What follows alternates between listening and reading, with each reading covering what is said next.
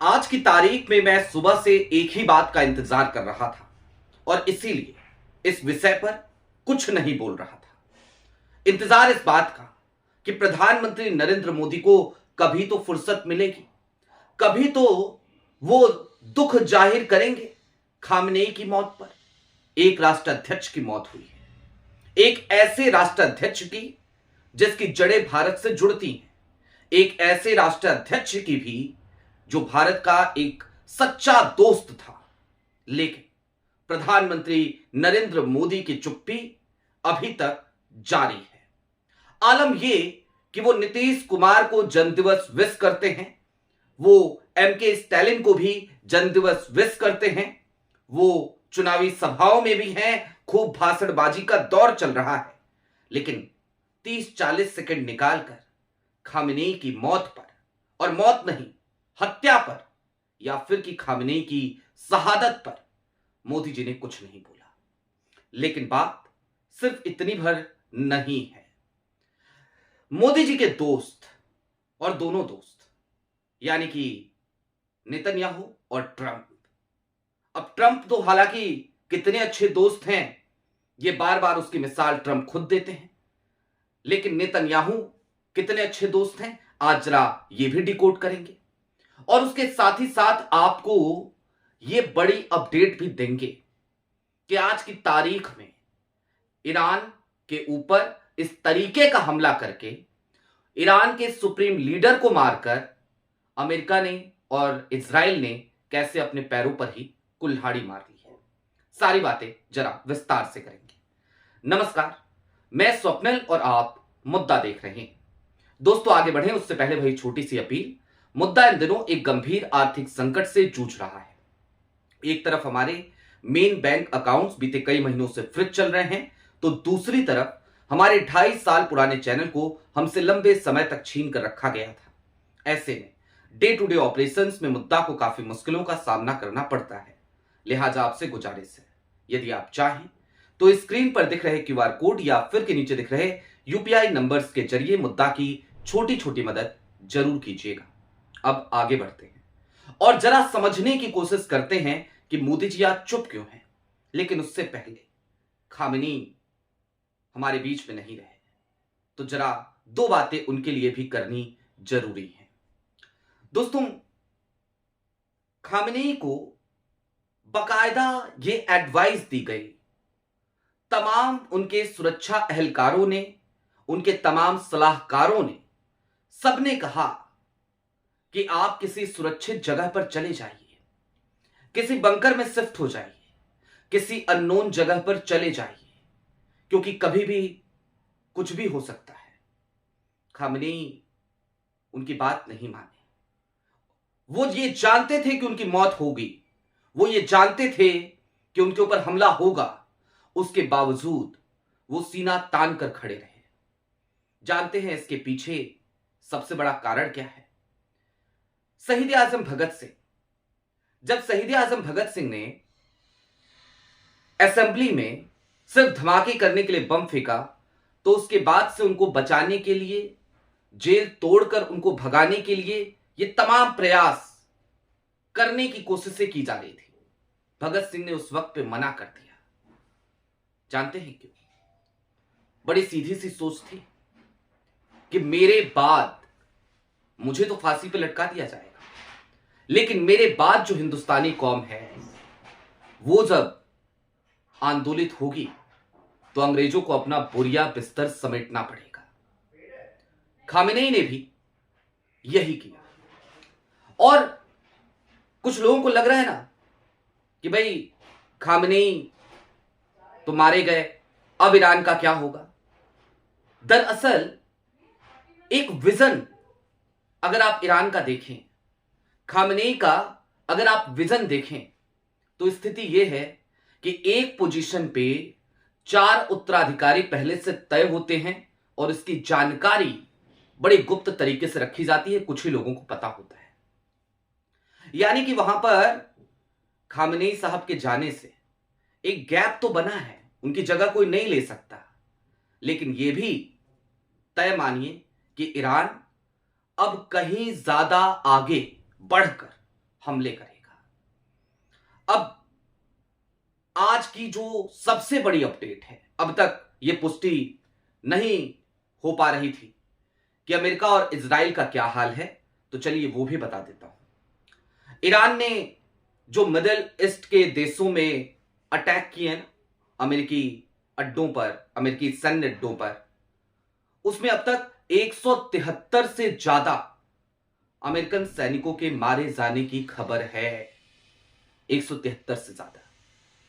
और अभी यहां पर ईरान रुकेगा नहीं, ये हमले और तेज होंगे। लाल झंडा फहराया जा चुका है, ये हमले और तेज होंगे। खैर, खामनेई साहब नहीं रहे और मोदी जी खामोश हैं, तो अब बात जरा मोदी जी की भी करनी बेहद जरूरी लगती है मुझे। दोस्तों, प्रधानमंत्री नरेंद्र मोदी ने 2024 में जब ईरान के राष्ट्रपति की मौत हुई थी, तो एक दिन का राष्ट्रीय शोक घोषित किया था। लेकिन आज ईरान के सुप्रीम लीडर की मौत होती है और मोदी जी एक शब्द नहीं बोलते। इसके पीछे की कहानी क्या है? तो बड़ी सीधी सी बात है। आज की तारीख में मोदी जी को पता है ये किया अमेरिका ने है, तो मोदी जी बोले कैसे? ये किया ट्रंप ने है, तो मोदी जी बोले कैसे? क्योंकि मोदी जी आजकल वही बोलते हैं जो ट्रंप सुनना चाहते हैं। मोदी जी कभी भी ऐसी कोई बात कैसे कहते हैं जो ट्रंप को नागवार गुजर जाए। अब समझ में यह भी नहीं आता कि ट्रंप से इतना डर क्यों है। और अगर वाकई में मोदी जी आप ट्रंप से इतना डरते हैं, तो फिर इस देश का नुकसान उस कुर्सी पर बैठकर क्यों कर रहे हैं? मत कीजिए। आज की तारीख में इस देश के कोने कोने में लोग सड़कों पर उतरे हैं। इस देश के कोने कोने में लोग खामेनेई की मौत पर दुख, चिंता जाहिर कर रहे हैं। लेकिन आपके भक्त पता है मोदी जी क्या कर रहे हैं? आपके भक्त ट्विटर हैंडल्स पे, आपके भक्त अलग अलग सोशल मीडिया हैंडल्स पर खामेनेई की मौत का माखौल उड़ा रहे हैं। और सिर्फ आपके भक्त ही नहीं कर रहे, ये गोदी मीडिया भी यही कर रही है। गोदी मीडिया के तो कई पत्रकार, पॉमेरियन मीडिया के कई पत्रकार, दिग्भ्रमित मीडिया के कई पत्रकार आज की तारीख में खामेनेई की मौत पर ऐसा लग रहा है जैसे जश्न मना रहे हैं। ऐसा लग रहा है जैसे खामेनेई की मौत के बाद उनको एक नई तरीके की आजादी मिल गई हो। पता नहीं कहना क्या चाहते हैं, पता नहीं करना क्या चाहते हैं।